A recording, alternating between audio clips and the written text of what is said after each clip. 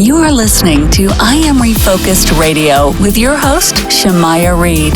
This show is designed to inspire you to live your purpose and regain your focus. And now, here's your host, Shemaiah Reed. Welcome back to I Am Refocused Radio. Once again, we are here today and we have another amazing guest. We have a powerhouse guest. We have a celebrity in the house. I mean, this guy has done amazing things. You probably see him on Shark Tank, just go out right off the bat.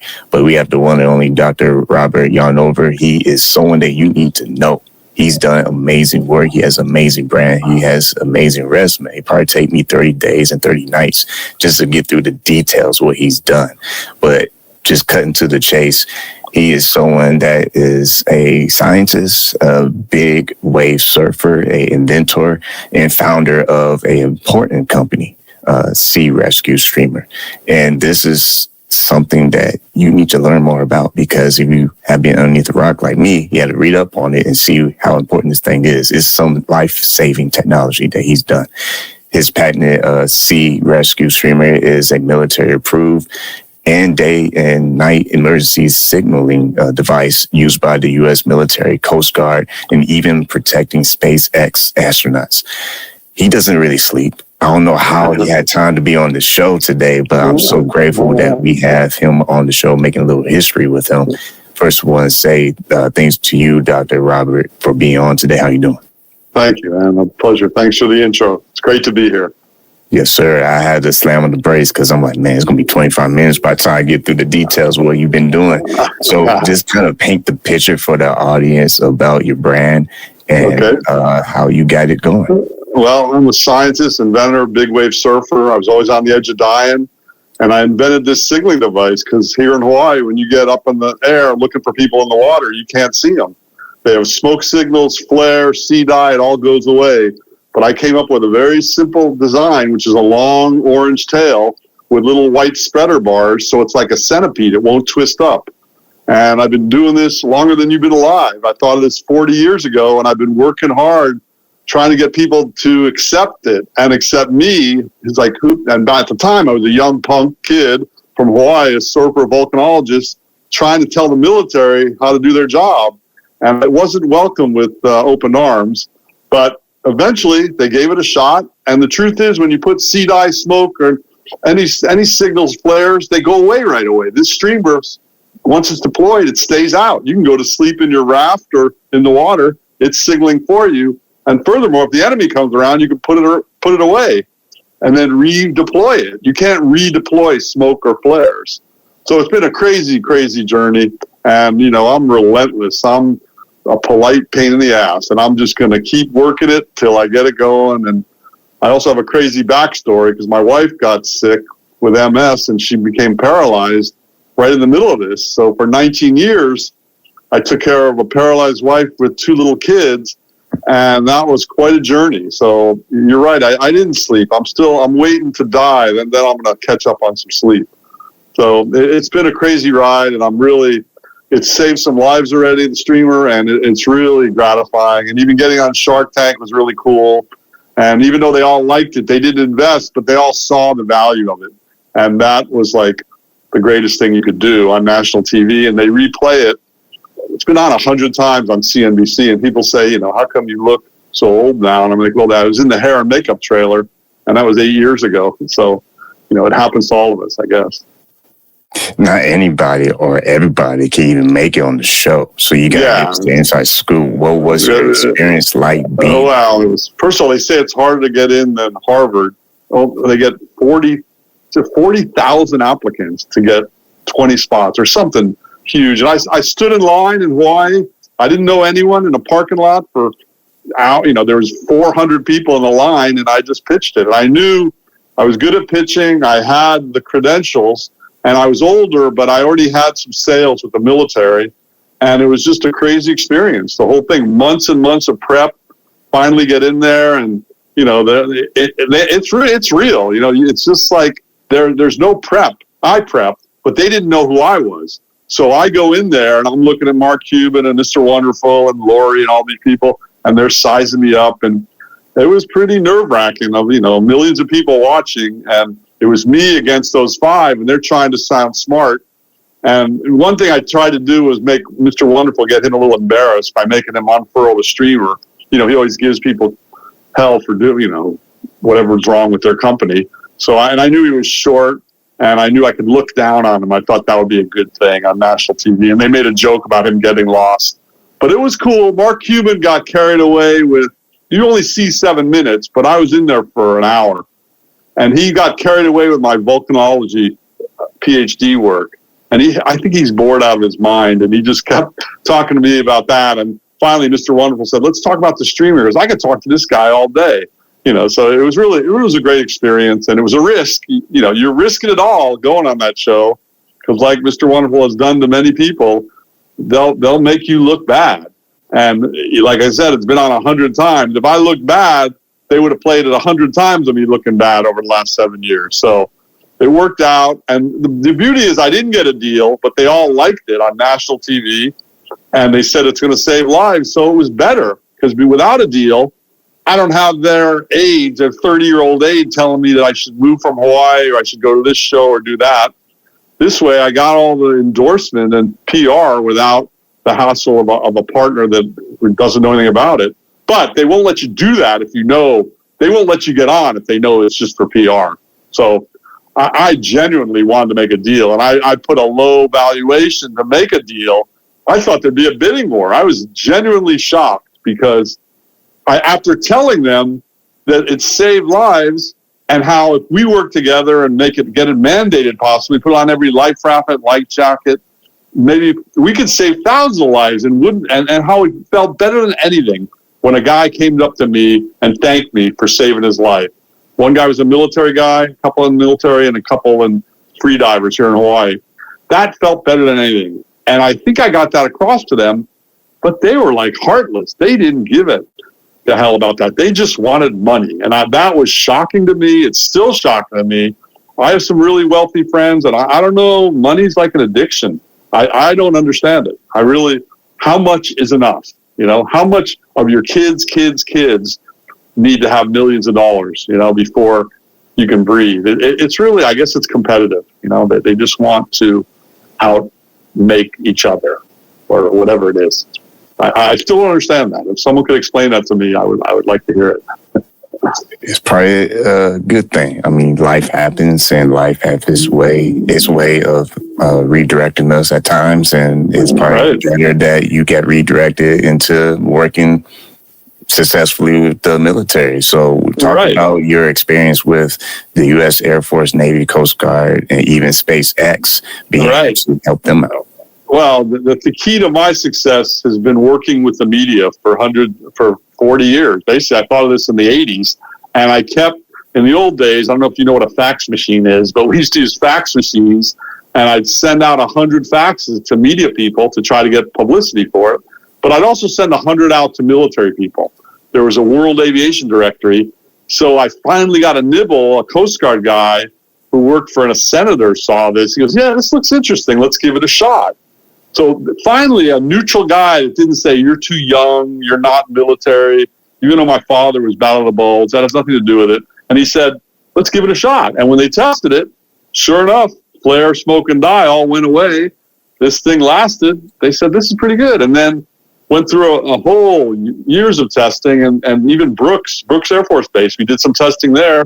They wanted a fighter pilot version that auto-deployed, and I used rice paper candy that dissolves in your mouth. We use that as a string to attach to a pouch, so when the ejected pilot hits the water, the pouch opens automatically and the streamer goes out automatically, and then they loved it. And in fact, it was really an amazing journey. And then you just build, the Navy approved it first. They called it the only passive and continuous signaling device. And then I would take that and spread that word to everyone else, and keep doing that till I got all branches to approve it. They didn't mandate it though, so it's still only approved. So it's an optional item. But I'm also part of the SAFE Association, this group that has all these international military survival experts from all over the world, and we get together and we look at what people have. And SpaceX, those guys came around, and now that I'm older, to me, everyone's like a young punk. They're this little, young And I never know who's serious or not. They're, yeah, we're from SpaceX. This thing looks cool. And that was it. I never heard more. Then 2 weeks before the launch of the first manned flight, they said, hey, you got a safety spec sheet on this? Because I go, what do you need that for? And I go, it's just plastic. So I sent it to them. They go, yeah, it's going up in 2 weeks, under the seat of all the astronauts in case the splashdown may lose someone. Well, I'm like, oh, that's unbelievable. So in all my journeys, my Ph.D. work was on a volcano 2 miles deep in Galapagos. And I got to go down in the Alvin submersible, the one that found the Titanic. And my dream, then I got a grant at NASA to work on those lavas. And my dream was to be the first human in deep space and outer space. But then the shuttle blew up and they stopped taking scientists. But I did, because the streamer went up in space with SpaceX, I did get my DNA up there. So that kind of counts. So it's pretty cool. It's vicarious. Yeah. You can't really make that story up. I mean, no, exactly. When you reflect on what you've been able to still accomplish, and you're still appearing on different shows and major influencers, right, pushing your story. Sure. Have you ever said, wow, like this is actually doing more than what I expected? Or you're just like, I had a gut feeling this will be important enough for people to wake up? Right. Well, I think this invention, I'm a serial inventor. I've got a million inventions, and most of them are laughable. But 20% are nuggets, and 2% are absolute nuggets like this one. I knew this was the right solution. I'm a big wave surfer. I fish in rough water. I hike on volcanoes. So it's easy to get lost and get in trouble and get injured. So you have to be able to signal. I knew it was the right one, but I just kept persevering, and I'm piling on now because I don't know what it is. I got a bit of a chip on my shoulder, In high school, I wasn't like the hero. I was a short kid. I didn't bloom till college. And even the military, just the way they didn't really welcome me. I just want to keep achieving with this and my other inventions and books and everything I can, just to keep doing it because it's gratifying. And my other thing is I want to encourage young inventors and entrepreneurs to go for it, And a guy like me, I've had all the good opportunities, but I took advantage of them, and it looks like I'm really casual, but I outwork everyone. I train harder to surf. I work harder to do research. I just keep working. And I tell a lot of entrepreneurs and inventors, don't quit your day job so you can quit your day job. You need the money flowing in so you can build something on nights and weekends in your spare time. And once that grows big enough, then you can quit your day job. So that's my message these days. And I talk to a lot of kids, and I'm really disillusioned by the whole smartphone, social media, AI, because that is all counter to what I'm about. I'm about biomimicry, meaning you look at nature, look how nature solves a problem, then use that to solve your problems. And if you're stuck in a phone, you can't do that. So to me, you got to get outside. You got to explore things. You got to get stuck in things. You got to work. The hard way is usually the best way. And that's the other thing is all these innovations we have make it simpler and easier. But you know what? Harder is better. Simple is good and harder is good. And people don't want to hear that. They want the shortcut. And the shortcut works sometimes, but it also can backfire. And I'm trying to be, show people that you can be older in age and also keep charging. I'm not resting on my laurels. I'm just saying, okay, I'm still working. I've got a pocket desalinator invented to convert salt water to fresh water. I'm actively been working on that for 20 years. So, I'm swinging for the fence. These are huge ideas, and they're, for me, life-saving, helping humanity. That's, to me, the best thing. I could have made a lot of money, and people were, even my late wife used to say, stop playing with that piece of plastic and get a real job. It makes a lot of money. I'm like, I don't really care about money. I want to do something useful and important. And to me, that drives me more. It's easier because I met the guys that this saved, and I could look in their eyes and they were thankful. That felt great. I want to do that 1,000 times till I'm dead. I want that feeling. And even if I don't get it, I want to try to get that feeling because that's what a contribution's about. And I want to contribute. I want to contribute how I can.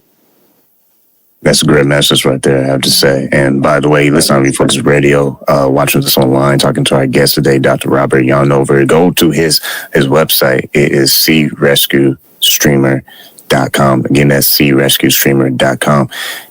You are someone that I think give the vibes of someone who can be a great mentor. And when you look at young people today, you gave some great points on technology.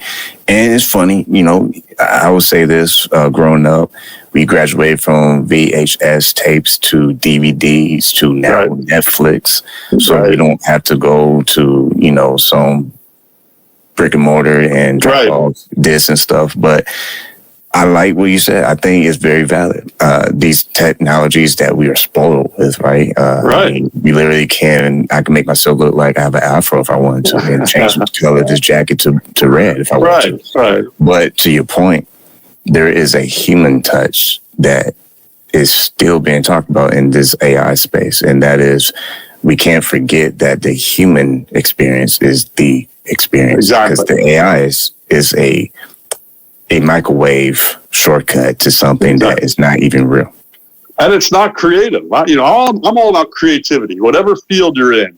And AI is not creative. It will not give you a new idea. It'll spit out data, and it'll get you further away from being human. And I don't want to do that. I want to get stuck in things. I want to think of stupid ideas and good ideas. I want to look in people's eyes. Part of why I do these, you know, podcast type interviews is because I want to meet people. It's so hard to meet people nowadays. Everyone, you know, when the electricity goes off, people wander out from their house. I'm like, people live there. So it's like the whole world is the day after, and it's crazy. And these tech companies know it because they get you addicted to scrolling. And you know, I scroll, I do it. It's good, but it really is an issue of who do you follow. If you follow morons, you are a moron. If you follow brilliant, interesting people, you can get something out of it. But my tenet is that you should not have Wi-Fi anywhere on a cell phone. It should only be in your house or your office. That way, when you go outside, I'm much for the return of the flip phone. You should phone, text, and take a photo. No more video. Videos are the demise to me. And everyone's a movie director now. Exactly. And the other thing I love to do is show kids my phone. Okay, that's my phone. It's got buttons. So if I send you a fax, I had to go A, B, B, C, C. So, and I know it's a pain in the ass for me, but it keeps me, I don't have apps when I go outside anywhere. My app, I have to be near Wi-Fi. And I think that's, to me, is a good compromise. And I know kids aren't going to do it and adults aren't going to do it because it's too good and there's too much money in it. You know, the tech guys love it. You have people just sitting at home shopping all day, buy, eat, and it just makes us fatter and lazier. I mean, I'm totally against that, and I just don't. I get it, but I don't get it. So I'm an outdoor active person, and I don't want to live vicariously through someone. And ultimately, they even tell you, they go, "How many followers? You know, you're a follower. I want to be a leader. I don't want to follow people. I want to be a leader." How can you lead if you don't go outside? How can you lead if you don't meet people? And when I meet a kid or any person that can look me in the eye and shake my hand and have a conversation, I'm amazed. I'm like, oh, there's hope for humanity. There's still a person that can carry on a conversation. So it's really frustrating. And the other thing about this is kind of a common rap now. I'm not the only one saying it. But I was the only one in 2007 when the iPhone 1 came out and everyone said how great it was. And I said, this is 20 years ago, I said, this is horrible. And everyone thought I was saying that for a reaction. I was genuine. I didn't know all this was going to happen. Social media, all that was going to blow up. But the point is even more stark now that it's obvious now that they're bad for you. And now people are realizing it. They're going to ban them in schools. And I mean, the brain is so powerful, and we're muting it by not exploring things and not exposing it to problem solving and creativity. And that's why when I say biomimicry, nature's been here for 1 billion years, and it's solved all these problems. All these animals and plants figure out how to do things. We can observe them, and we have. The smart people do that, and kids do that. If you look at little kids, they don't, they get addicted to the phones. But before that, you get them out in nature. They're exploring, they're experimenting. That's the way to live, man. And the longer you can have that kid-like mind, the better. And that's, some people think I'm a little wacky because I really embrace that. And to me, if someone says you're immature, that's a compliment. It's like, I don't want to, I'm mature when I need to be. I can dress up and clean up and filter myself, but I want to wonder about the world, problem solve, and even fail. The thing about being an inventor is, like I said earlier, 80% of my ideas are worthless. At the time I thought they were good. I wrote them down and I come back to them, and sometimes they'll help me only. They're not like a product that I can, sell one day and save lives. But it's just a crazy juxtaposition, and then the way money and fame and that Shark Tank thing reminded me of that. Even though it was 8 years ago, it's just, what are the values in this country or this world that this is the most important thing, is mega money quickly too. The other thing about Shark Tank and all investors, they want you to make money quickly. And the whole thing in life, I want to play the slow game. And you've heard of the tortoise and the hare, that fable. I am the ultimate tortoise. These guys in the military, they see I'm old now. I was a kid when I came into their world. And I'm just chugging away. And I'm like, I'm not stopping. You can go run around circles in front of me, but I'm just going to keep working, chugging away until I get to where I want to be. And then, I'm not sure where I am where I want to be, but I want to perpetuate where I am, keep it going. And I have to say, I like everything you said. Is valid points. I will say I am, unfortunately, one of those youngins that I like to use AI. But I want to say this real quick, because I think AI, if you use it as tools and not as dependency of, take my brain out of my head and put it in this computer and hopefully it'll save all human problems. That's crazy. And you're right. There are, they will say bad actors. There are ways of not using it and depending on it, which is, a valid point. But I would say, going back to our roots of just being outside the house. I remember back in the day playing basketball until the street lights came on. Yeah, of course. Now it's like they have phones in middle school. It's like, wait, what? I know. It's unbelievable. I was lucky to have a flip phone in my freshman year in high school. So, yeah, you have great points, and I agree. We need to get outside the box, because that's an excellent illustration you made. And I think that is happening, unfortunately, with young and old. We get ourselves caught up into this social media game that we got to be an influencer. We got to have followers. We have to find ways to make money and monetize. It's all this stuff. And not all of it's bad, but too much of it is not good either. It's like having fast food. I won't drop names, but it's like it's okay to have it once in a while. Right. But if that's what you eat for breakfast, lunch, and dinner, and a midnight snack. Exactly.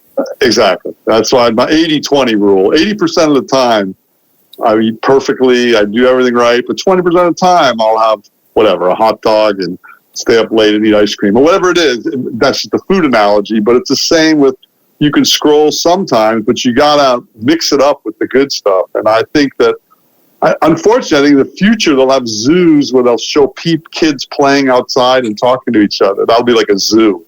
This is how people used to be. How sad would that be? It already is. I mean, you can't even, you go by schoolyard. I mean, the school is still, that's why I now I got grandkids, and I'm like, these kids better play sports, because that's the one thing where you can't use your phone while you're practicing or playing. I hope. I mean, maybe in the future they're wired into you with them and you're barcoded. But you got to do something that gets you away from electricity. And even my nickname to my grandkids, they can't talk yet, but they'll learn it. I used to be Uncle Punishment, because I'm really like mean to kids. I don't like kids, but they love me because I'm straight dope. I straight talk to these kids.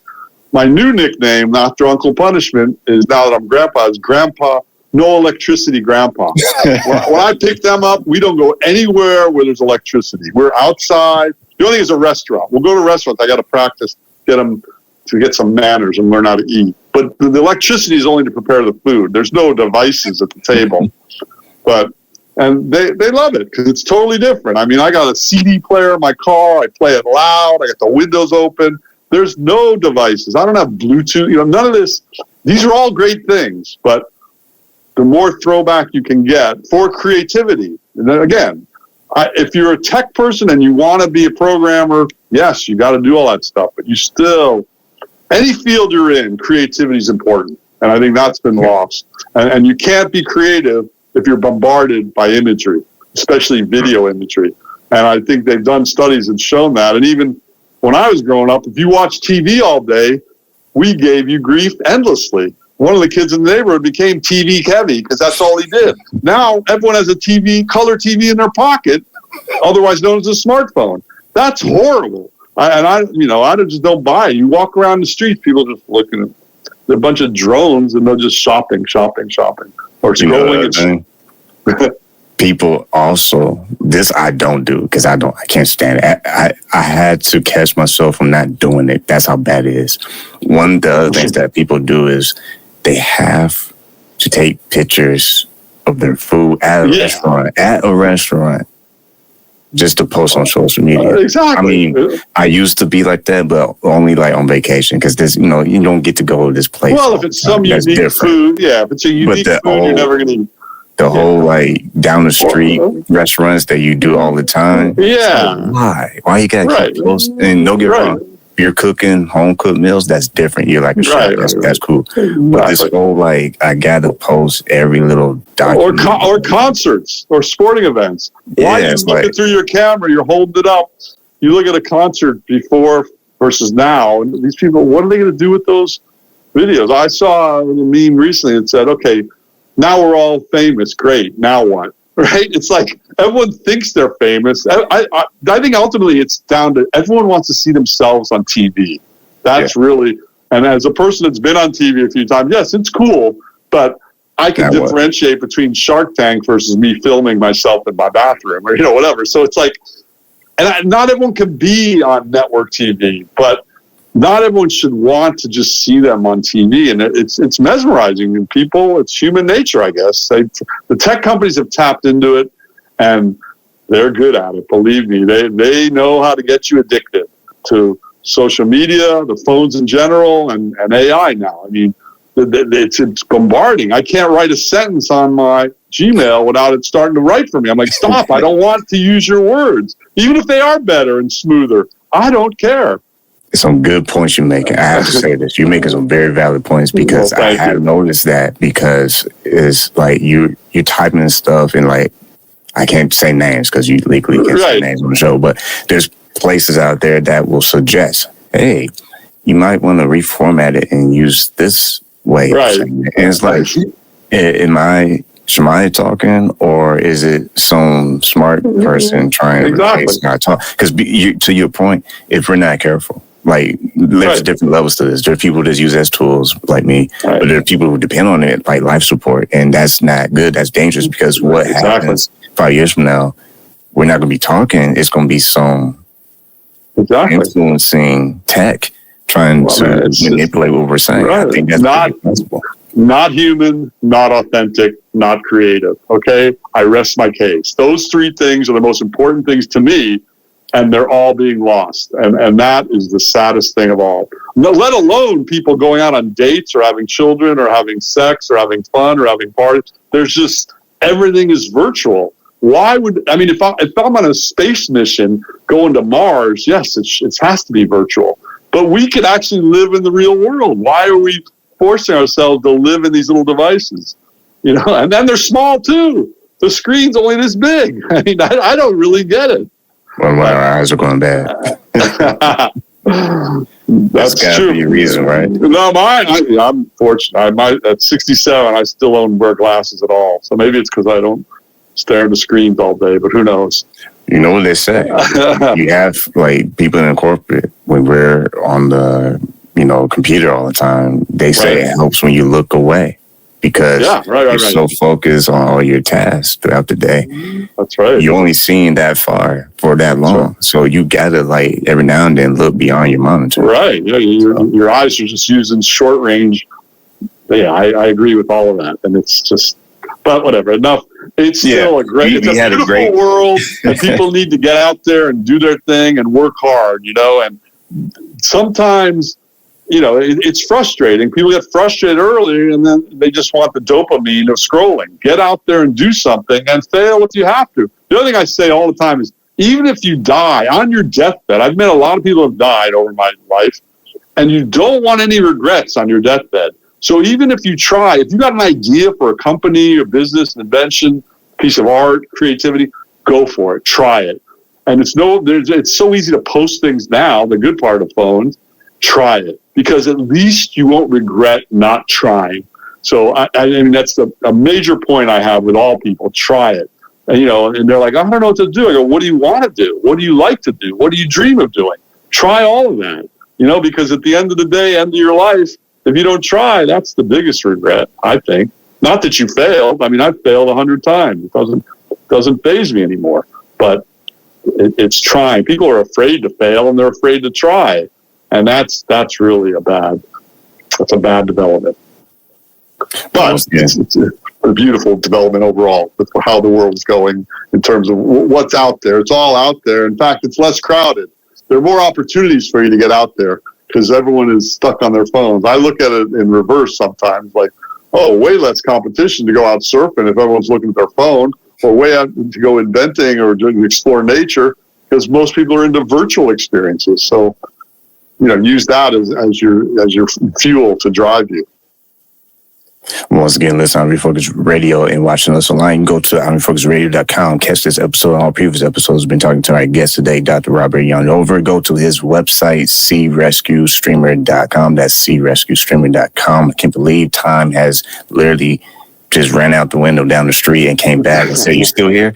So I want to say to our guests, thank you for this conversation, because it didn't go as I planned. It is actually better because I feel there's a lot of good points being made on just going for your dream.